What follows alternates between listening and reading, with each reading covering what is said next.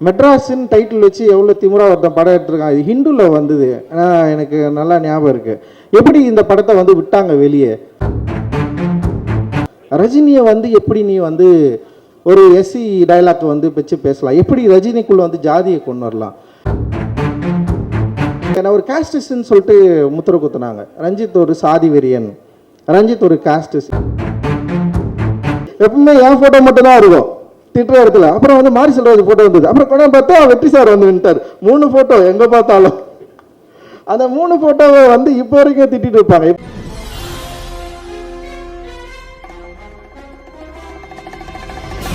Thank you ஜேவிம். ஒரு நீண்ட மாரி செல்வராஜன் உரைக்கு அப்புறம் வந்து நான் பேசுகிறேன். ஏன்னா வந்து மாரி செல்வராஜ் மொழியில் மட்டும் இல்லை, பேச்சிலையும் பக்குவப்பட்டிருக்கிறான். ஏன்னா எல்லாரும் பற்றியும் டீட்டெயிலாக பேசி ஒரு பதட்டம் இல்லாத ஒரு மேடையாக மாறிக்கு இது இருக்கிறத நான் பார்த்தேன். உண்மையிலேயே அந்த பதட்டத்தை பற்றி கொஞ்சம் பின்னாடி பேசுவோம். ஸோ வந்து இந்த நேரத்தில் வந்து அதித்திக்கு நான் தேங்க்ஸ் சொல்லிக்கிறேன். Thanks Aditi, you given a big victory and it is not possible. யாரு சாரி மன்னிக்கணும், என்னோட புது பாஸ் சொல்லாமல் விட்டுட்டேன். செந்தில் சார், நான் ஃபஸ்ட் டைம் அட்டன் பண்ணுறேன் என் லைஃப்பில். அப்படி நமக்கு வந்து ஒரு டிஸ்ட்ரிபியூட்டர் ஒரு படம் விநியோகத்தை ஃபோன் பண்ணி நம்மளை டெய்லி ஃபாலோ பண்ணுறேன். ஏன்னா இந்த மற்ற படத்தில் நடக்கலை. ரஞ்சித் அண்ணா பகையம்மாள் ரிலீஸ் பண்ணார், தானு சார் கரண் ரிலீஸ் பண்ணார், மாமன் வேடிய கட்சியை ரிலீஸ் பண்ணாங்க, வாழை நாங்களே ரிலீஸ் பண்ணோம். பட் சார் ரொம்ப நன்றி சார். நீங்கள் வந்து எனக்கு தெரியும் நீங்கள் எப்படிலாம் என்கிட்ட பேசுனீங்க. நீங்கள் சார் ஆமாம், ஏன்னா உங்கள் வெற்றியை நம்ம வந்து ஃபோன்லேயே சார் அப்படிம்பாரு, அந்த சார்லேயே எனக்கு தெரிஞ்சிடும். ரொம்ப ரொம்ப நன்றி சார் உங்களுக்கும் உங்கள் டீமுக்கும். Love you sir. Thank you sir. Thank you Aditi. You given a big victory. It is not possible without you, and thank you. Because of you only, you pushed me and you pushed Mari and everyone, and I'm really enjoy. Thank you Aditi. And I want to thank to Samir and Applause team. Biggest support they given. And அப்புறம் நீலம் ஸ்டுடியோஸில் இருக்கிற எல்லா ஒர்க்கர்ஸ்க்கும் எனக்கு பெரிய நன்றிகள். And நீலம் ப்ரொடக்ஷனில் work பண்ண எல்லாருக்கும் நன்றிகள். பைசன் படத்தில் மாரியோட துணை நின்ற டெக்னீஷியன்ஸ், ஆக்டர் அண்டு எல்லாருக்குமே வந்து என்னுடைய நன்றி. ஏன்னா இவ்வளோ பெரிய வெற்றியை மாரியோடு சேர்ந்து நீங்கள் வந்து மக்கள்கிட்டேருந்து பெற்றிருக்கிறீங்க. இது வந்து பாசிபிளே கிடையாது. ரொம்ப ரொம்ப ஒரு முக்கியமான வெற்றியாக நான் இதை பார்க்குறேன். நான் உண்மையிலேயே வந்து நானும் ரொம்ப சந்தோஷப்படுறேன் இந்த வெற்றியின் மூலமாக. காரணம் என்னென்னா, வெற்றி வந்து அவ்வளோ ஈஸியாக எல்லாருக்கும் கிடைக்கும்னா டெஃபினட்டாக கிடைக்காது. வெற்றி வந்து ரொம்ப ரொம்ப கஷ்டம்தான். ஒரு படைப்பு வந்து வெற்றி கிடைக்கிறது வந்து இட் இஸ் நாட் அவ்வளோ ரொம்ப ஈஸியானது கிடையாது. இங்கே பல இயக்குநர்கள் இருக்காங்க. இப்போ அமீரண்ணா கூட இயக்குனராக இருந்து வெற்றி அடைஞ்சவர் தான். அண்டு வந்து பசுபதியான ஆக்டராக இருந்து வெற்றி அடைஞ்சவர் தான்.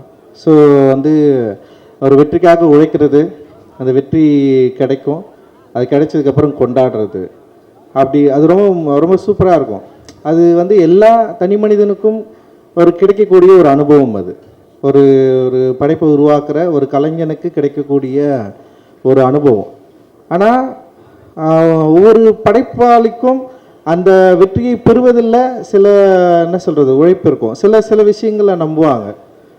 சில பேர் ரொம்ப என்ன சொல்கிறது க்ரியேட்டிவாக தங்களுடைய கதை பலத்தை வந்து நம்பி, இல்லை அந்த திரைக்கதை இல்லை அந்த லைஃப் ஸ்டைல் இதெல்லாம் நம்பி வந்து இந்த படம் ஓடுன்னு சொல்லிட்டு வந்து நம்புவாங்க. பட்டு நான் வந்து சினிமாவுக்கு வரத்துக்கு முன்னாடி என்னுடைய லைஃப்பை நான் பேசி படமாக எடுத்து இங்கே ஜெயிக்க முடியுமா அப்படின்றது வந்து கொஞ்சம் ஒரு சின்ன ஒரு யோசனை இங்கே இருக்க தான் செஞ்சது, எனக்கு இருக்க தான் செஞ்சது. பட் ஆனால் வந்து துணிஞ்சி படம் எடுத்துகிட்டு பார்த்துடலான்னு சொல்லிட்டு தான் நான் இண்டஸ்ட்ரிக்கே வந்தேன் நான். ஸோ அந்த வந்ததில் இருந்த இப்போ யாராவது என்கிட்ட வந்து என்ன படம் எடுப்பேன்னு கேட்டால் இருக்கிற திடீர்னு பதில் சொல்கிறதுக்கு முன்னாடி ஒரு பதட்டம் தொட்டிக்கும் எனக்கு. இதை பற்றி இவங்ககிட்ட பேசலாமா, இவங்க என்ன நினைப்பாங்க, இதை வந்து பாசிட்டிவாக எடுத்துப்பாங்களா, இல்லை இதை வந்து எப்படி இதை உணர்வாங்க. நான் படம் தான் எடுக்க போகிறேன், தப்பான வேலை செய்ய போகிறதில்ல. அண்ட் வந்து இந்த படத்தில் வந்து இந்த சமூகத்துக்கு வந்து தவறான கருத்தை வந்து நம்ம சொல்ல போகிறதில்ல. இந்த சமூகத்தில் இருக்கிற ஒரு 75 ஆண்டுகள சினிமா வரலாற்றில் பேசப்படாத மக்களை பற்றி பேச போகிறோம். ஆனால் நமக்கு ஏன் பதட்டம் வருது? நம்ம கரெக்டாக தானே வந்து வேலை செய்கிறோம், கரெக்டாக ஒரு நல்ல விஷயத்தை தானே நம்ம சொல்ல போகிறோம். ஆனால் ஏன் எனக்கு பதட்டம் தொட்டிக்குது? ஏன் ஒரு இனம் புரியாத ஒரு ஒரு ப்ரெஷர் கிரியேட் ஆகுது அப்படின்னு எனக்கு வந்து சத்தியமாக தெரியவே இல்லை. பட் ஆனால் வந்து அது ஏன்னு நமக்கு எல்லாருக்குமே தெரியும். இப்போ வந்து பொதுவாக கிராமப்புறங்களில் வசிக்கிறவங்களுக்கு வந்து ரொம்ப இயல்பாக தெரிஞ்சிடும். இது ஒரு ஊர் காலனின்னு ரெண்டு தனியாக பிரிஞ்சிருக்கிறப்போ ஒரு பொதுவில் இருக்கிற ஒரு ஒரு பொருளை வந்து பங்கு போடுறதில்ல, இல்லை உரிமை கோர்றதில்ல, எப்போவுமே வந்து ஒரு சின்ன ப்ரெஷர் இருந்துகிட்டே இருக்கும்.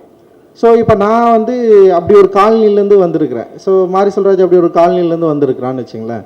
ஸோ அப்படி இருந்து ஒரு காலனியில் வந்து யார்கிட்ட எதை பேச போகிறோம் அப்படின்றது வந்து ரொம்ப முக்கியமாக இருந்தது. யார்கிட்ட எதை பேச போகிறோம்? இப்போ வந்து இப்போ நான் வந்து என்னுடைய உரிமையை நான் எங்கே கேட்குறேன்னா பொதுவில் கேட்குறேன். பொது என்பது என்னென்னா இங்கே வந்து ஒரு ஊராக இருக்குது. ஊரில் வந்து பல தரப்பட்ட சாதிகள் வசிக்கிற ஒரு பகுதியாக இருக்குது. அப்போ அங்கே போயிட்டு நான் என்னுடைய உரிமை கேட்குறப்ப ஃபஸ்ட்டு என்னவா தோணுன்னா வந்து நீ எதுக்கு இங்கே வந்து கேட்குற? நீ வந்து இங்கே வந்து பேசலாமா? உனக்கு இப்போ நம்ம எல்லாரும் ஒன்றா தானே இருக்கிறோம், நீ அங்கே ஒழுங்காக இருந்துடலாம்ல, நீ எதுக்கு இங்கே வந்து இதை பேசி பிரச்சனையாக மாற்றுற? இது பிரச்சனையாக பேசலைன்னா இவ்வளோ நாள் நம்ம எல்லாரும் வந்து நல்லா ஜாலியாக சந்தோஷமாக தானே இருந்தோம். நீ அங்கே இருக்கிற, நான் இங்கே இருக்கிறேன். நீ கோயில் திருவிழாவுக்கு வரியா, நீ அங்கே இரு. நீ வரையா, இது வந்து இதை பார்த்துக்கோ. ஊர் பொது கிணத்துல வந்து நீ தண்ணி எடுக்கக்கூடாது, இல்லை ஊர் குளத்தில் வந்து உனக்கு உரிமை கிடையாது, ஊர் பொது சொத்துல உனக்கு வந்து உனக்கு உரிமை கிடையாது. நான் உரிமைன்னு நான் கேட்டேன்னு வச்சுக்கேன், அங்கே வந்து ஒரு பிரச்சனை ஸ்டார்ட் ஆகுது. இது எப்படி நீ வந்து கேட்கலாம்? இத்தனை நாள் உனக்கு வந்து இது வந்து நான் கொடுக்கவே இல்லையே, நீ எப்படி இவ்வளோ நாள் கலாச்சாரத்தை ஒரு பண்பாடை நீ எப்படி வந்து மீற முடியும் அப்படின்னு சொல்லிட்டு பல பிரச்சனைகள் உருவாகிறத நம்ம வந்து பார்த்துருக்குறோம். கிட்டத்தட்ட இதே மனநிலை தான் நான் சினிமாவில் வந்து இங்கே வந்து படம் எடுக்கிறப்போ, கதை சொல்கிறப்போ, என்னுடைய நான் இப்படி ஒரு படம் எடுக்க போகிறேன்னு சொல்லிட்டு பேசுகிறப்போ, அந்த டைமில் ஊரில் ஒரு பொதுவில் பங்கு கோர்றதுக்கான ஒரு உரிமையை கேட்குறப்போ எனக்கு நிகழ்ந்த, இல்லை என்னுடைய முன்னோர்களுக்கு நிகழ்ந்த, என்னுடைய பகுதியில் மக்களுக்கு நிகழ்ந்த அந்த பதட்டம் எனக்கு இந்த சினிமாவில் எனக்கு உண்டாச்சு. ஸோ அந்த பதட்டம் என்று எனக்கு தணிஞ்சுது. அட்டகத்தி படம் ஜெயிச்சான உடனே எனக்கு வந்து அந்த பதட்டம் தணிஞ்சிச்சா? வெற்றி உண்மையிலே வந்து எனக்கு வந்து ஒரு பெரிய மகிழ்ச்சியை கொடுத்ததா அப்படின்னா வந்து உண்மையிலேயே வந்து அட்டகத்தி படம் ஜெயிக்கலன்னா என்ன இருக்குன்னு எனக்கு தெரியல. அட்டகத்தி படம் ஜெயிச்சதுனால அடுத்த படம் பண்ணுறதுக்கான வாய்ப்பு கிடைச்சிது. ஆனால் அடுத்த படம் கிடைக்கிறதுக்கான வாய்ப்பை இப்போ அட்டகத்தி படம் எப்படி ஏற்றுக்கொள்ளப்பட்டது? அது ஒரு விமர்சன பங்கு என்ன? ஓகே, அது ஒரு சாரார் வெறும் காமெடி படமாகவே பார்த்தாங்க. ஒரு சில பேர் அதோடைய நரேட்டிவை புரிஞ்சுக்கிட்டாங்க, சில விஷயங்களை அதை பற்றி எழுதினாங்க. ஆனால் மெட்ராஸ் வந்து எப்படின்னா எல்லாராலும் கொண்டாடப்பட்டதுன்னு பேசப்பட்டாலுமே கூட அப்போ தான் வந்து இது குறியீடுகளை பற்றி வந்து பேச ஆரம்பிக்கிறாங்க. ஸோ அது வரைக்கும் வந்து ரஞ்சித்ன்றவன் ஒரு இயக்குனராக இருந்தார். அப்புறம் மெட்ராஸ்க்கு அப்புறம் வந்து திரும்பவும் வந்து வேற ஒரு படம் இயக்கியிருக்கிற ஒரு முழு அரசியல் திரைப்படம்னு சொல்லிட்டு எல்லாருமே ஏற்றுக்கிட்டாங்க. அந்த முழு அரசியல் திரைப்படம் ஏற்றுக்கிட்டதுக்கு அப்புறம் வந்து பல விவாதங்கள் வந்து அப்போ உருவாச்சு. நல்லா எனக்கு ஞாபகம் இருக்குது, வந்து ஒருத்தர் எழுதினார், மெட்ராஸின்னு டைட்டில் வச்சு எவ்வளோ திமுறா ஒருத்தன் படம் எடுத்துருக்கான், இது ஹிந்துவில் வந்தது. எனக்கு நல்லா ஞாபகம் இருக்குது எப்படி இந்த படத்தை வந்து விட்டாங்க வெளியே. இதே வந்து பாம்பேயில் போயிட்டு பாம்பேன்னு சொல்லிட்டு படம் எடுத்தால் அங்கே இருக்கிற வந்து எல்லாம் அடிச்சு காலி பண்ணியிருப்பாங்க, ஓட விட்டுருக்க மாட்டாங்க. ஆனால் இவங்க வந்து பாரு மெட்ராஸ்னு ஒரு படம் எடுக்கிறான்னு சொன்னாங்க. எனக்கு ரொம்ப புதுசாக இருந்தது, இப்படி ஒரு நரேட்டிவ் எப்படி இவங்களால் உருவாக்க முடிஞ்சது? அப்போ தான் வந்து என்னென்னா ஓகே இதில் இந்த குறியீடில் இதை பயன்படுத்தியிருக்காங்கன்னு சொல்லிட்டு எனக்கு வந்து எதிர்மறை விமர்சனங்கள் நிறைய வர ஆரம்பிச்சிது. அண்ட் வந்து கபாலி வந்த உடனே வந்து அது பிளாஸ்ட் ஆயிடுச்சு, வெடிச்சு செதறிச்சு. அப்படி அதில் வந்து ஒரு படம், ஒரு இயக்குனர், ஒரு நடிகரை வச்சு, சூப்பர் ஸ்டார் வச்சு படம் எடுத்திருக்காரு. ஆனால் மெட்ராஸ்ன்னு ஒரு படம் நான் பண்ணலைன்னா சூப்பர் ஸ்டார் ரஜினிகாந்த் எனக்கு அந்த படத்தை வாய்ப்பு கொடுத்துருப்பாரா? ஆனால் ஒவ்வொரு முறையும் வந்து விமர்சனம் வரப்போ வந்து உனக்கெல்லாம் ரஜினி வாய்ப்பு கொடுத்தாரு பற்றியா, ரஜினிகாந்தை வச்சு நீ வந்து எப்படி இந்த டைலாக்கை பேசலாம், எந்த டைலாக்கை பேசலாம்? அவ்வளவு மோசமாக பயங்கர பிளாஸ்டாக வந்து வெடித்த உடனே வந்து நான் என்ன பண்ணுறதுன்னு எனக்கு தெரியல. நான் அப்போ வந்து மெட்ராஸ் கொண்டாடுற மாதிரி வந்து கபாலியை வந்து இவங்க உண்மையிலேயே வந்து கபாலியோடைய வெற்றி அப்படின்றது வந்து தயாரிப்பாளர் தானுக்கு தெரியும். மற்ற படங்களை காட்ட ஃபர்ஸ்ட் வந்து படம் ரிலீஸ் ஆகிறதுக்கு முன்னாடியே 100 கோடி ரூபாய் லாபம் ஈட்டின படம் வந்து கபாலி. ஒரு படம் வணிக ரீதியாக வெற்றி பெற்றது மட்டும்தான் இங்கே வெற்றியானா, பல படங்கள் வணிக ரீதியாக வெற்றி பெற்று கொண்டாடப்பட்டிருக்கு இங்கே. விமர்சன ரீதியாக மிக மோசமாக விமர்சிக்கப்பட்டாலும் அந்த படம் வெற்றி படமாக வணிக ரீதியில் வந்து பெரிய அளவில் கலெக்ட் ஆச்சுன்னா வெற்றி படமாக கொண்டாடப்பட்டிருக்கு. ஆனால் கபாலியை வந்து இவர்கள் வந்து மிக மோசமாக விமர்சித்தாங்க. ரஜினியை வந்து எப்படி நீ வந்து ஒரு எஸ்சி டைலாக் வந்து வச்சு பேசலாம், எப்படி ரஜினிக்குள்ளே வந்து ஜாதியை கொண்டு வரலாம், எனக்கு உண்மையிலேயே வந்து அதை எப்படி கையாளுறதுன்னே எனக்கு தெரியல. அந்த பதட்டம் வந்து எனக்கு வந்து பயங்கரம் பட்டுக்குச்சு. எனக்கு என்ன பிரச்சனைனா, கபாலி படம் வெற்றி படம் தோல்வி படம் என்பதல்ல என்னுடைய பிரச்சனை. இதுக்கு பிறகு இந்த மாதிரியான படங்கள் எடுக்கவே முடியாதா, யாராவது எடுக்க வந்தால் இப்படி ஒரு சிக்கல் வருமா? ஏன்னா தமிழ் சமூகத்தில் பயங்கரமான டிஸ்கஷன் நடந்துச்சு அன்றைக்கி. அந்த சினிமாவில் வந்து எப்படி சினிமாவில் நீங்கள் இதை பேசலாம், எப்படி நீங்கள் சினிமாவில் இதை பேசலாம், எப்படி நீங்கள் இதை சினிமாவில் பேசலாம் எனக்கு புரியல. அப்போ தான் நான் யோசித்தேன், அப்போ இதுக்கு முன்னாடி இருக்கிற சினிமாக்களை, என்னை மறந்த சினிமாக்களை, என்னை ரொம்ப மோசமாக சித்தரித்த சினிமாக்களை, என்னை வந்து ரொம்ப இழிவாக பேசின சினிமாக்கள், இத்தனை ஆட்கள் என்ன பண்ணாங்க இத்தனை வருஷமாக? இவர்களெல்லாம் ஏன் இவர்களுக்கு குரல் கொடுக்கல? இவங்க ஏன் இவங்களை பற்றி கேட்கவே இல்லை? இவங்க ஏன் இதை பற்றி பேசவே இல்லை? அப்போ நான் என்ன பண்ணுறேன்னா, நான் ஒரு புது என்னுடைய லைஃப்பை, என்னுடைய வாழ்க்கையை நான் உங்களுக்கு காட்டுறதுக்காக நான் ஒரு திரைப்படம் எடுக்கிறேன். அதுவும் வணிக ரீதியாக வெற்றி பெற்ற ஒரு திரைப்படமாக அது இருக்குது. ஆனால் மிக மோசமாக சித்தரிக்கப்பட்டது. அதோடைய திரைக்கதை அமைப்பை பற்றி பேசுகிறவர்கிட்ட நான் வந்து டெஃபினட்டாக நான் வந்து ஒத்துக்கிறேன். அதோட திரைப்பட குறைவு, அதாவது திரையாக்கம் குறைபாடுகளை வந்து நான் வந்து மனப்பூர்வமாக ஏற்றுக்கொள்கிறேன். ஆனால் ஒரு நடிகரை நீ எப்படி பேச வைக்கலாம், எப்படி இந்த கண்டென்ட்டை பேச வைக்கலாம்? மற்றபடி சூப்பர் ஸ்டார் ரஜினிகாந்த் அவர்கள் நடித்த மற்ற எல்லா படங்களும் உங்களுக்கு வந்து சூப்பராக எனக்கு தெரியவே இல்லை. உண்மையிலே எனக்கு பயங்கர குழப்பம் வந்தது. ஆனால் நல்வாய்ப்பாக திரும்பவும் வந்து சூப்பர் ஸ்டார் ரஜினிகாந்த் அவர்கள், நான் கபாலி படம் நல்லா இயக்குனன்னு அவர் நம்பினார், அந்த படம் ரொம்ப நல்ல படம்னு அவர் நம்பினார், அந்த படம் மிகப்பெரிய வெற்றி படம் நம்பி எனக்கு வந்து திரும்பவும் காலான்ற ஒரு படம் கொடுத்தாரு. இந்த நேரத்தில் நீங்கள் நல்லா யோசிக்கலாம், இப்படி ஒரு நடிகர் திரும்பவும் ஒரு இயக்குனரை கூப்பிட்டு ஒரு படம் பண்ணுன்னு சொல்கிறப்போ, அந்த இயக்குனர் வந்து இந்த சமூகம் வந்து பிளாஸ்ட் ஆகி பயங்கரம் விமர்சித்து பிறகும் நான் ஏன் காலான்னு ஒரு படம் எடுக்கணும்? இப்போ அந்த காலா படம் எடுக்கிறது மூலமாக நான் என்ன சொல்ல ட்ரை பண்ணுறேன்? இந்த சமூகத்தில் என்ன நரேஷன் நமக்கு கிரியேட் பண்ணுறோம்? ஒரு நில உரிமையை பற்றி அவர் வச்சு நான் பேசுகிறேன். ஒரு பெரிய ஸ்டார் எனக்கு கிடைக்கிறாரு, அந்த பெரிய ஸ்டாரை வச்சு நான் திரும்பவும் ஏதோ ஒரு கமர்ஷியலான ஒரு படத்தை எடுத்து நம்ம வந்து என்னுடைய லைஃப் ஸ்டைலை வந்து மாற்றிக்கக்கூடிய பெரிய பணங்களை சம்பாதிச்சு நான் போயிருக்கலாம். பட் ஆனால் நான் என்ன ட்ரை பண்ணுறேன்னா, திரும்பவும் வந்து சூப்பர் ஸ்டார் ரஜினிகாந்தை அவர்களை வைத்து நிலமற்ற மக்களுக்கு நில உரிமையை கோருதலை பற்றி ஒரு விஷயத்தை வந்து நான் பேச நான் ட்ரை பண்ணுறேன்.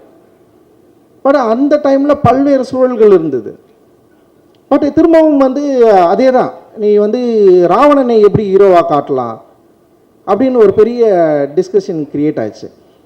ஸோ நல்ல ஞாபகம் இருக்குது, ஒவ்வொரு படமும் ரிலீஸ் ஆனது பிறகு வெற்றி தோல்வியை விட இந்த சமூகம் இதை எப்படி புரிந்து கொள்கிறது, இந்த சமூகம் இதை எப்படி ஏற்றுக்கொள்கிறது அப்படின்னு பார்க்குறப்போ வந்து நான் ஒரு காஸ்டிஸ்ன்னு சொல்லிட்டு முத்திர குத்துனாங்க. ரஞ்சித் ஒரு சாதி வெறியன், ரஞ்சித் ஒரு காஸ்டிஸ். என்னைக்காவது ஏதோ ஒரு இடத்துல என்னுடைய சாதியை பற்றி பெருமிதமாக, நான் இந்த சாதியிலேருந்து வந்தவன், நான் இவ்வளோ வெறி பிடிச்சேன், நான் 10 பேரை வெட்டுவேன், என் படத்தில் வந்து நான் வெட்டினேன்னா மாரில் தான் வெட்டுவேன், முதுகில் என்னைக்காவது என் படத்தில் ஏதோ ஒரு டைலாக் நீங்கள் பார்த்துருப்பீங்க? கிடையவே கிடையாது. எந்த சாதியை வந்து மிக மோசமாக வந்து என்னை விட கீழானது அப்படின்னு சொல்லிட்டு நான் எங்கே விமர்சித்திருக்கேன்? எந்த மனிதர்களையும் நான் மோசமாக சித்தரிச்சிருக்கேன் என்னோடய திரைப்படங்களில்? என்னோடய திரைப்படங்களில் வந்து பெண்களையும் மற்ற என்ன சொல்கிறது, நிறைய ஸ்டீரியோடைபிக் இமேஜை உடைச்சிருக்கிறோம்.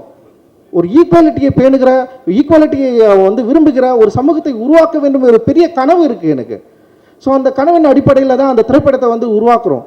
ஸோ அப்படி நான் பார்த்தவன் தான் மாரி செல்வராஜுடைய பரியரும் பெருமாள். எனக்கு உண்மையிலே வந்து பரியரும் பெருமாளை வந்து நான் பண்ண வேண்டிய திரைப்படமாக இல்லை, அதுவாக வந்து சேர்ந்தது. நான் அது படம் பண்ணேன். அந்த படம் வந்து ஒரு பெரிய ஒரு டிஸ்கஷனை க்ரியேட் ஆச்சு. அந்த டிஸ்கஷன் க்ரியேட் ஆனோடனே என்ன இங்கே நடந்ததுன்னா, திடீர்னு வந்து என்ன நடந்துச்சுன்னா வந்து மாரி செல்வராஜ் மொழி வேறு, ரஞ்சித்தோட மொழி வேறு. உடனே வந்து 2 மொழியை வந்து 2 பார்வையை உருவாக்குறது. அண்டு இந்த படத்தில் எப்படி இது பேசியிருக்குது பாரு அப்படின்னு சொல்கிறது. பட் ஆனால் வந்து என்ன நல்ல விஷயம் நடந்ததுன்னா, ஒரு குரல் இருக்கிற இடத்துல இன்னொரு குரல் ஓப்பன் ஆச்சு. அது ரொம்ப எனக்கு வந்து கொஞ்சம் பாரம் குறைஞ்சிது. பரவாயில்ல, ஒருத்தனை திட்டுறதுல இன்னொருத்தர் திட்டுவாங்கிறா அப்படின்னு சொல்லிட்டு. ஸோ அந்த நேரத்தில் வந்து வெற்றி சார் ஒரு படம் எடுத்துட்டாரு, அசுரன் சொல்லிட்டு. ஸோ 3 பேர் திட்டுறதா மாறிடுச்சு. பயங்கரமாக இருந்தது. எப்பவுமே என் ஃபோட்டோ மட்டும் தான் இருக்கும் திட்டுற இடத்துல. அப்புறம் வந்து மாரி செல்வராஜ் ஃபோட்டோ வந்தது. அப்புறம் கொண்டாந்து பார்த்தா வெற்றி சார் வந்து நின்ட்டார். 3 ஃபோட்டோ எங்கே பார்த்தாலும். அந்த 3 ஃபோட்டோவை வந்து இப்போ வரைக்கும் திட்டிட்டு இருப்பாங்க. இப்போ காந்தாரா, இப்போ எப்பவுமே பெரிய படங்கள் வந்து வெற்றி அடைஞ்ச உடனே வந்து தமிழ் சினிமா ரசிகர்களுக்கு வந்து தமிழ் சினிமா வழியாத்த 3 இயக்குனர்கள் ஃபோட்டோ வந்துடும். ஏன்னா டேய் 300 படம் எடுக்கிறாங்க தமிழ் சினிமாவில் ஒரு வருஷத்துக்கு. எவ்வளோ 300-400 படங்கள் எடுக்கிறாங்க. நான் ஒரு படம் 2 வருஷத்துக்கு ஒரு முறை தான் இயக்குறேன். ஓகேவா? மாரி செல்வம் இது வரைக்கும் 5 படம் தான் இயக்கியிருக்கிறான். வெற்றி சார் ஒரு 7 படம் அவரும் அந்த மாதிரி தான் இயக்கியிருக்காருன்னு வச்சிங்களேன். அவரும் வந்து 3 வருஷத்துக்கு ஒரு படம் தான் இயக்குறாரு. ஆனால் கிட்டத்தட்ட இந்த 2 வருஷத்தில் 600 படங்கள் வந்திருக்கும். 600 படங்களில் எத்தனை இயக்குனர்கள் இயக்கியிருப்பாங்க? அத்தனை இயக்குனர்களுக்கு இந்த தமிழ் சினிமாவை உயர்த்துவதற்கு அவங்களுக்கு எந்த பங்குமே கிடையாதா? அத்தனை தமிழ் சினிமா இயக்குனர்களும் வந்து இங்கே வந்து யார் அவங்க படமே பண்ணலையா அவங்க? அப்போ அவங்க தமிழ் சினிமாவை ஏன் உயர்த்துவதற்காக எந்த படமும் இயக்கலையா? அப்போ வந்து ஒரு படம் வெற்றி அடைஞ்சவொடனே வந்து தமிழ் சினிமாவை சீரழித்தவர்கள் 3 பேர்னா மொத்தமே 10 வருஷத்தில் நான் 7 படம் தான் எடுத்துருக்கிறேன். அந்த 7 படத்தில் தமிழ் சினிமா சீரழிஞ்சிச்சா? அப்போ மற்ற இயக்குனர்கள் என்ன பண்ணுறாங்க? இல்லை நீங்கள் தமிழ் ரசிகர்கள் என்ன பண்ணுறீங்க? இங்கிருந்து மற்ற என்ன பண்ணுறீங்க? நீங்கள் ஓட வைக்கலாம்ல எல்லா படத்தையும். ரொம்ப ஆச்சரியமாக இருக்குது இந்த நரேட்டிவ் வந்து உடனே செட் பண்ணுறது. இன்னொன்று ரொம்ப மோசமான ஒரு வார்த்தையை பிரயோகம் பயன்படுத்துகிறாங்க, அமுக்கிட்டாங்க பெருக்கிட்டாங்கன்னு சொல்லிட்டு. எவ்வளோ மோசமான ஒரு வார்த்தை! இந்த இந்திய சமூகத்தில் இத்தனை நூற்றாண்டுகள் கழித்தும் என்னுடைய சகோதரன் இன்னைக்கு வந்து தீபாவளி கொண்டாட்டு இருக்கிற ஒரு சமயத்தில் வந்து ஒரு ஊரில் வந்து அவ்வளோ பேர் அடிச்சு உடச்சிருக்காங்க. உங்கள் கண்ணை திறந்து பார்க்க மாட்டீங்களா நான் கேட்குறேன். எல்லாரும் தீபாவளிக்கு ஊருக்கு தானே போனீங்க. உங்கள் ஊரில் பக்கத்தில் வந்து நீங்கள் பிரிஞ்சிருக்க கேஸ்டால் பிரிஞ்சிருக்கிற 2 பிரிவை நீங்கள் பார்க்கவே இல்லையா? இது எப்போ நம்ம சரி பண்ண போகிறோம் அப்படின்னு ஒரு கேள்வி கேட்டேன்னு வச்சுங்களேன். உங்ககிட்ட என்ன பதில் இருக்குது? வேற ஒன்றுமே இல்லை. ஸோ அந்த கேள்விக்கான பதிலை தேடுவதற்காக முயற்சி தான் எங்களோட சினிமா. அந்த சினிமா அப்படி முயற்சிக்கிறதுனால நாங்கள் வந்து ஒரு என்ன சொல்கிறது, மக்களிடம் விலகி எடுக்கிற ஒரு சினிமா எடுக்கிறோம்னா இல்லை. ஒவ்வொரு முறையும் மக்களை நெருங்க ட்ரை பண்ணுறோம். மக்களுக்கு பிடித்த ஒரு சினிமாவை இயக்க ட்ரை பண்ணுறோம். மக்களை எஜுகேட் பண்ணுற படங்களை இயக்க ட்ரை பண்ணுறோம். ட்ரை பண்ணிட்டே இருக்கோம். இதில் சில தோல்விகள் வரலாம். எனக்கு ரொம்ப ஆச்சரியம், உண்மையிலே ரொம்ப சந்தோஷம். மாறி தொடர்ந்து வெற்றி படங்களை எடுத்துகிட்டு இருக்கிறான். தொடர்ந்து மக்களுக்கான ரொம்ப நெருக்கமான சினிமாவை எடுத்துகிட்டு இருக்கிறார். இது சாதாரண விஷயமே கிடையாது. இது ரொம்ப ஆச்சரியமான விஷயம். ஆக்சுவலி ஒரு ஆச்சரியத்தை தமிழ் சினிமாவில் நிகழ்த்தி கொண்டிருக்கிறான் மாறி. உண்மையிலே இவ்வளவு வெறுப்புணர்வுகளுக்கு அப்புறம், இவ்வளவு வெறுப்பை கொட்டினதுக்கு அப்புறமும்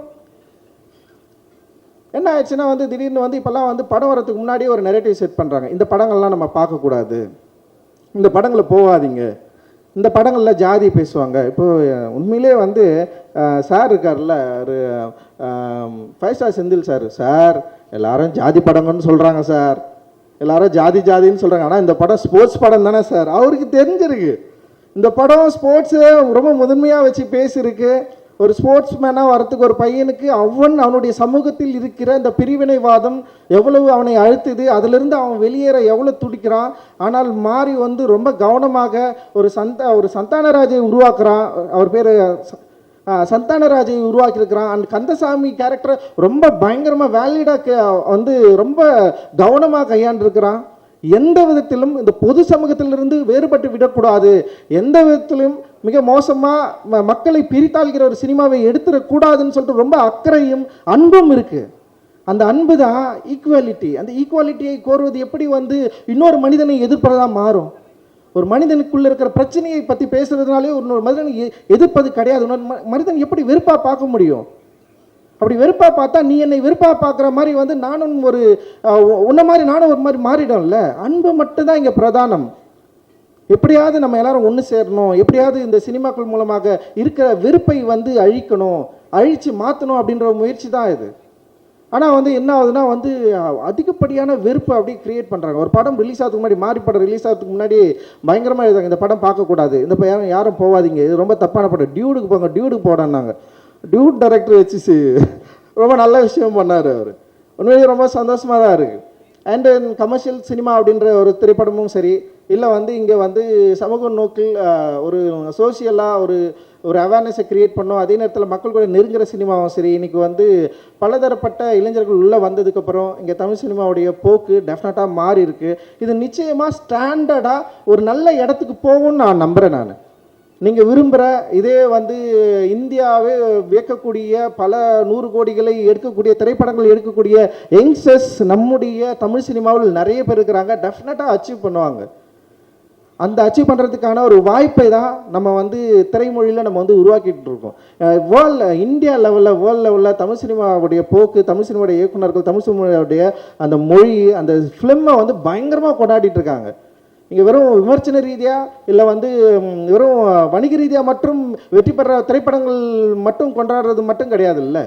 ஸோ இன்னொரு இருக்குது, அதுதான் சொல்கிறேன். ஒரு 7 படங்கள் தானே நாங்கள் எடுத்துகிட்டு போகிறோம். மீதி 200 டைரக்டர்கள் 200 படம் எடுக்கிறீங்கள, பயங்கரமாக எடுங்கன்னு நான் சொல்கிறேன். யார் நம்மளை தடுக்கிறதுக்கான வாய்ப்பே இல்லைல்ல. ஸோ இந்த வெறுப்பை எப்படி வந்து வெற்றியாக மாற்றுறது அப்படின்றத வந்து உண்மையிலே மாறி வந்து செம சூப்பராக தெரிஞ்சு வச்சுருக்கிற இயக்குனராக நான் வந்து பார்க்குறேன். அண்டு ரொம்ப நிதானமாக தன்னுடைய கலையின் மூலமாக ரொம்ப நிதானமாக ஒரு கதையை ரொம்ப நம்பி அதில் இருக்கிற சிக்கல்கள் எனக்கு தெரியும். எனக்கு ரொம்ப பயம். ஏன்னா மாறி வந்து ரொம்ப முக்கியமான ஒரு நெல்லையில் இருக்கிற 2 மனிதர்களை பற்றி அவன் பேச போகிறான் அப்படின்னு எனக்கு பதட்டம், பயம் தொத்திக்கிச்சு. ஏன்னா இது மூலமாக நம்ம எந்த பிரச்சனையும் ஏற்படுத்திடக்கூடாது. உங்களை விட எனக்கு ரொம்ப கவலை இருக்குது. ஸோ அப்படி இருக்கிறப்ப வந்து நான் பயந்துகிட்டே இருந்தேன். படம் ரிலீஸ் ஆகிட்டு தியேட்டர்லேருந்து என்ன சொன்னாங்க, ஃபஸ்ட்டு நான் அவங்ககிட்ட ஃபோன் பண்ணது மக்கள் என்ன சொல்கிறாங்க, நெல்லையில் என்ன சொல்கிறாங்க. ஏன்னா இங்கே வட தமிழகத்தில் வந்து அது ஒரு அந்த கதையை வந்து வேறு மாதிரி புரிஞ்சுப்பாங்க. பட் ஆனால் அங்கே வந்து எப்படி புரிஞ்சுக்கிறாங்க, என்ன சொன்னாங்கன்னு அவங்ககிட்ட கேட்டேன். அவன் சொன்னான், இல்லைண்ணா சம்மந்தப்பட்டவர்கள் எல்லாருமே படம் பார்த்துட்டாங்க, அவங்களுக்கு வந்து ரொம்ப திருப்தியாக இருந்தது அப்படின்னு அவன் சொன்னான். உண்மையிலேயே எனக்கு அப்போ தான் வந்து ரிலாக்ஸ் ஆச்சு. அதுக்கப்புறம் நான் ரிலாக்ஸ் ஆனது என்னதுன்னா, 5 ஸ்டார் அண்ணங்க வந்து அவர் ஃபோன் வருமா, அவர் என்ன சொல்கிறாரு, அவர் வந்து அவருடைய அவர் இன்வெஸ்ட்மெண்ட் பண்ண பணம் வந்து வந்துருமா அப்படின்னு தான் இன்றைக்கி வரைக்கும் நான் வந்து வெயிட் பண்ணிட்டுருக்கேன்.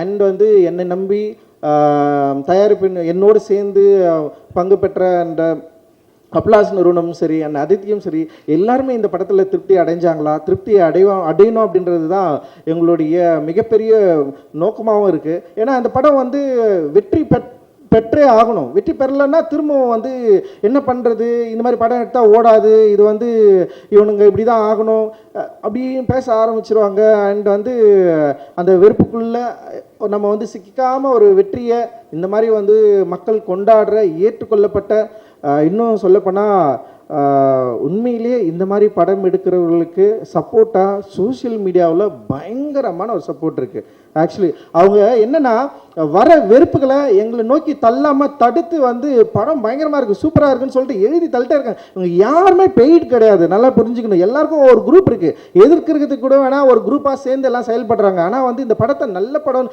கொண்டாடுறதுக்கு அவ்வளோ மக்கள் இருக்கிறாங்க. அண்டு சோஷியல் மீடியாவில் வந்து பெரிய அளவில் சப்போர்ட் கிடைச்சிது. ஃபர்ஸ்ட் 2 டேஸில் வந்து பயங்கரமாக நரேட்டிவ் செட் பண்ணதுக்கு அப்புறமும் கூட இது மாறிச்சு. ஏன்னா தங்களானுக்கு படம் ரிலீஸ் ஆகிறதுக்கு முன்னாடி ஒரு பெரிய நரேட்டிவ் செட் பண்ணாங்க. நான் என்றைக்கோ எங்கேயோ பேசுனது, வேறு கண்டென்ட்டில் பேசுனது எடுத்துன்னு வந்து பேப்பர் கப்பில் டீ குடிச்சா வந்து தீண்டாமையா அப்படின்னு கொண்டு வந்தாங்க. ஒரு 3 நாள் பயங்கரமாக பேசுனாங்க. எனக்கே தெரியல எதுக்குடா இப்போ எடுத்துன்னு வந்து இதை பேசுகிறாங்கன்னு சொல்லிட்டு. அப்போ ரொம்ப ஆச்சரியமாக இருந்தது. ஒரு திரைப்படத்தை வணிக ரீதியாக தோல்வி அடைய வைக்க வேண்டும் என்று ஒரு ரொம்ப என்ன சொல்கிறது கன்ஸ்ட்ரக்டிவாக இங்கே வந்து ஒர்க் பண்ணாங்க. அதை வந்து மாறி தன்னுடைய கலை திறமையால், தன்னுடைய திரைப்படத்தினால மிகப்பெரிய அவங்களுக்கு தோல்வியை கொடுத்து நமக்கு வந்து ஒரு பெரிய வெற்றியை உருவாக்கி கொடுத்துருக்குறான். அண்ட் வந்து நான் ரொம்ப பாசிட்டிவாக அதை சொல்கிறேன். நான் ரொம்ப பதட்டமாக அந்த சினிமாவுக்குள்ளே நான் வந்திருக்கலாம். அண்டு இன்றைக்கி வரைக்கும் வந்து எதிர்மறையான விமர்சனங்கள் வந்து நிறைய இருக்கலாம், வெறுப்பு இருக்கலாம். அதை மீறி ஒரு பெரும் மக்களுடைய ஆதரவு இருக்குது. அந்த பெரும் மக்கள் என்பது என்னுடைய சமூகத்தை சார்ந்தவர்கள் மட்டும் நான் இங்கே வந்து சொல்ல, பல சமூகத்தை சார்ந்த மக்கள், ஈக்குவாலிட்டியை விரும்புகிற மக்கள், இங்கே இருக்கிற மக்கள் எல்லாரும் வந்து ஒன்றா மாறணும், இங்கே சாதி படிநிலையில் இருக்கிற பிரச்சனையை வந்து அழிக்கணும்னு துடிக்கிற ஒவ்வொரு இளைஞர்கள், ஒவ்வொரு இளைஞர்கள், அவ்வளவு பாசிட்டிவான மக்கள் நிறைய பேர் இருக்கிறாங்க. அவர்களுக்கு தேவை ஒரு நல்ல படைப்பு. அந்த நல்ல படைப்பை கொடுத்தா டெஃபினட்டாக கொண்டாடுவாங்க அப்படின்றதுக்கு வந்து மிகப்பெரிய உதாரணம் பைசன் அப்படின்னு நான் வந்து சொல்கிறேன். அண்டு ரொம்ப ரொம்ப நன்றி. சமீபத்தில் வந்து ஒரு என்ன சொல்கிறது படம் பார்த்துட்டு ஒரு மாதிரி தான் ப்ரெஸ் மீட் படம் பார்த்துட்டு ஒரு டைரக்டர் படம் போட்டு காட்டிருக்காரு ப்ரெஸ் பீப்புளுக்கு. வெளியே வந்து பேசுகிறப்போ ஒரு ப்ரெஸ்ஸில் இருக்கிற ஒரு அண்ணன் கேட்குறாரு, ஏற்கனவே இந்த தமிழ் சினிமாவை சீரழித்த அந்த 2 இயக்குனர்கள் போதாதா, நீங்கள் வேற வரணுமான்னு ஒருத்தர் கேட்டார். உண்மையிலேயே எனக்கு வந்து அவருடைய கோபத்தை நான் இன்னைக்கு வரைக்கும் புரிஞ்சுக்க நான் ட்ரை பண்ணுறேன். ஏற்கனவே தமிழ் சினிமாவை சீரழித்த 2 இயக்குனர்கள் இல்லை 3 இயக்குனர்கள் அப்படின்றப்போ நான் இன்னும் பக்குவப்பட நான் ட்ரை பண்ணுறேன். ஓகே, அவங்க வந்து உங்களுடைய கோபத்தை நான் புரிந்து கொள்ள ட்ரை பண்ணுறேன். புரிந்து கொண்டு உங்களோட கோபத்துக்கு பயந்து நான் படம் எடுக்காமல் போகிறதில்ல, மாரியோ படம் எடுக்காம போகிறதில்ல, இங்கே இருக்கிறவங்க யாருமே படம் எடுக்காமல் போகிறதில்ல. பட் உங்கள் கோபத்தை புரிந்து கொண்டு உங்கள் கோபத்தோடு எதிர் நின்று சமராடுவதற்கான மனநிலை உள்ள ஒரு திரைப்படத்தை உருவாக்குவதற்கு தான் எங்களுடைய நோக்கமே தவிர உடனே இது வந்து விட்டு ஓடுறது கிடையாது எங்களோட நோக்கம். நிச்சயமாக இன்னும் நிறைய தளங்களில் இறங்கி வேலை செய்ய போகிறோம், நிறைய ஒர்க் பண்ண போகிறோம். நிச்சயமாக உங்களுடைய சப்போர்ட்டு தேவை. என்னுடைய அட்டகத்தி படத்திலிருந்து இன்னைக்கு வரைக்கும் மாரிக்கும் சரி, எனக்கும் சரி, அண்டு இங்கே இருக்கிற நிறைய நல்ல முற்போக்கான இயக்குநர்களுக்கும் சரி, பத்திரிகைகள் வந்து என்றைக்குமே வந்து சப்போர்ட் பண்ணதில்லை. எதிர்மறை விமர்சனங்கள் உள்ள பத்திரிகையாளர்கள் கூட நல்ல திரைப்படங்கள் எங்கள் சைட்லேருந்து அவங்க மறுக்க முடியாத திரைப்படங்கள் வரப்போ எங்களை கொண்டாடி தீர்த்துருக்காங்க. எனக்கு தெரியும் நிறைய பத்திரிகையாளருக்கு என் மேலே வந்து நிறைய எதிர்மறையான எண்ணங்கள் இருக்குது. அவங்க நிறைய திட்டி தீர்த்துருக்காங்க, எழுதியிருக்காங்க, பக்கம் பக்கமாக என்னென்னவோ பேசியிருக்காங்க. பட் அவங்க எல்லாருமே வந்து இன்னைக்கு வந்து பைசனை கொண்டாடியதை நான் பார்த்தேன், பைசனை எழுதி பாராட்டினதை நான் வந்து பார்த்தேன், அண்டு இந்த படத்திற்கு பிரச்சனையை சரியாக புரிந்து கொண்டு பேசினதை நான் வந்து பார்த்தேன். ஸோ இதுதான் அதாவது திட்டியவர்கள் கூட பாராட்டுற ஒரு மனநிலையை உருவாக்கக்கூடிய ஒரு சினிமாவை தொடர்ந்து எடுத்துக்கொண்டிருக்கிறோம் அப்படின்ற பெரிய மகிழ்ச்சியும் சந்தோஷமும் இருக்குது. அதே நேரத்தில் மக்களுக்கு பயன்படக்கூடிய அண்டு அதே நேரத்தில் வந்து தயாரிப்பாளர்கள் வந்து எங்களை நம்பி இன்வெஸ்ட் பண்ணுறவங்க வந்து அவங்களுடைய முகம் எப்பவுமே மலர்ச்சியாக இருக்கக்கூடிய, சந்தோஷமாக இருக்கக்கூடிய, திரும்பவும் அந்த பணத்தை வந்து எடுத்துக்கக்கூடிய, ரொம்ப கவனமாக இருக்கக்கூடிய சில அந்த மாதிரியான படங்கள் தான் நாங்கள் வந்து தொடர்ந்து எடுத்துகிட்டு இருக்கிறோம். அண்டு இப்படி ஒரு வாய்ப்பை எங்களுக்கு நல்கி கொண்டிருக்கிற, இப்படி ஒரு வெற்றியை எங்களுக்கு தொடர்ந்து அளித்து கொண்டிருக்கிற இங்கே திரை ரசிக பெருமக்களுக்கும் தமிழக மக்களுக்கும் அண்ட் வந்து இங்கே இருக்கிற ஒட்டுமொத்த பத்திரிகையாளர்களுக்கும் எங்களோடு தொடர்ந்து வேலை செய்து கொண்டிருக்கிற டெக்னீஷியன்ஸ், ஈச் கிராஃப்ட் இருக்காங்க, நிறைய பேர் இருக்காங்க. ஒரு நீளம் வந்து இன்றைக்கி வந்து ஒரு பெரிய ஒரு நிறுவனமாக மாறி இருக்கு. அவ்வளோ பேர் இதில் வந்து ஒர்க் பண்ணுறாங்க, அவ்வளோ பேர் சப்போர்ட் பண்ணுறாங்க. எங்களுடைய ஒர்க்கிங் ஸ்பேஸ் வந்து மேக்ஸிமம் நாங்கள் வந்து ஒரு ஈக்குவாலிட்டியை வந்து எங்களால் முடிஞ்ச அளவுக்கு நாங்கள் ட்ரை பண்ணுறோம். ஒர்க் ஸ்பேஸ்லேயே நாங்கள் வந்து ட்ரை பண்ணுறோம். ஸோ அது வந்து சமூகத்திலும் பரவணும். அண்டு திரைத்துறையிலையும் வந்து முக மலர்ச்சியோடு எங்களோட திரைப்படங்கள் வரப்போ ஏற்றுக்கணும். படம் நல்லா இல்லைன்னா நல்லா இல்லைன்னு திட்டுங்க, நல்லா இருக்குன்னா நல்லாரும் பாராட்டுங்க. ஆனால் படமே எடுக்கக்கூடாதுன்ற ஒரு எண்ணத்தை நீங்கள் கைவிடுவது நல்லது அப்படின்னு சொல்லிட்டு இந்த நேரத்தில் உங்களுக்கு வந்து நான் சொல்லி விடைபெறுகிறேன். நன்றி, மகிழ்ச்சி, தேங்க்யூ, ரொம்ப நன்றி எல்லாருக்கும்.